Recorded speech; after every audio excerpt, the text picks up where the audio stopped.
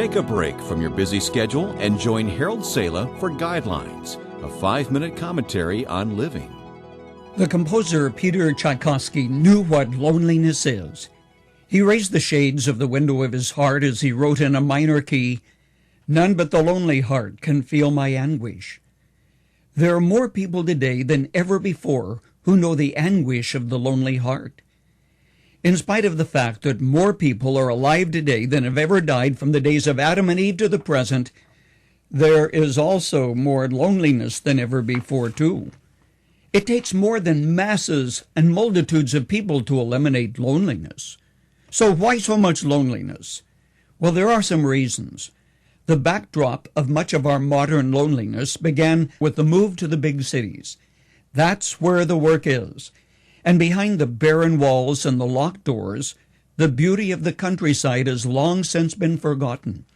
The asphalt streets and the polluted air have caused us to lose touch with the freshness of the dew on the grass in the early morning, the crispness of a new dawn, and the feel of frost under your feet.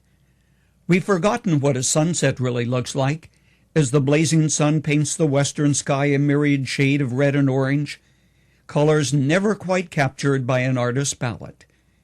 We tell ourselves this is the price of progress, that a job or a better job justifies all of this. But far more than where we live, it is how we live that produces the loneliness. It's true that more of us are living longer than ever before, which means there are more elderly men and women living alone than before. But much of our loneliness is not the result of the Lord's taking a husband or wife, but the result of our deciding it is better to be alone than in an unhappy marriage. Dr. James Lynch, a psychologist, says, "There is an almost unconscious cultural conspiracy to fool people into thinking that to be alone is a virtue.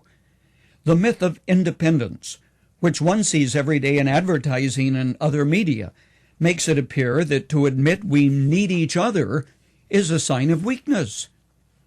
Is there a cure for loneliness? There is. It is to love someone as you reach out to someone who is hurting. In reaching out to help that person, you find a cure for your loneliness. Friend, you'll find hurting people all around you.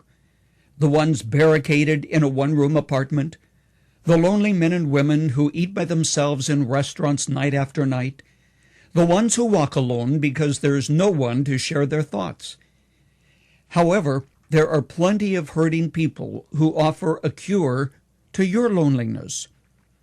Some of the work in our own office at Guidelines is done by volunteers who thank us for the privilege of being part of a group. The alternative to loneliness for some, both singles and married, is to get out and to use their talents and their time for the Lord.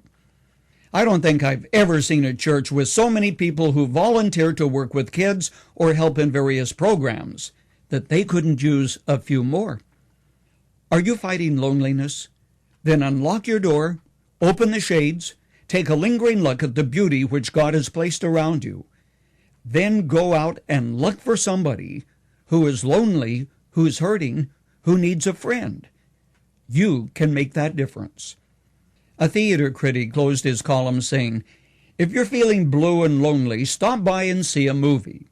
It probably won't cheer you up, but at least you can feel sorry for someone else."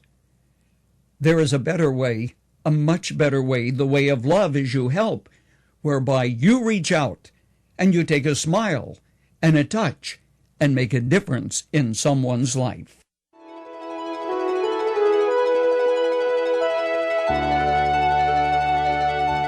You've just heard Dr. Harold Sala with Guidelines, a 5-minute commentary on living.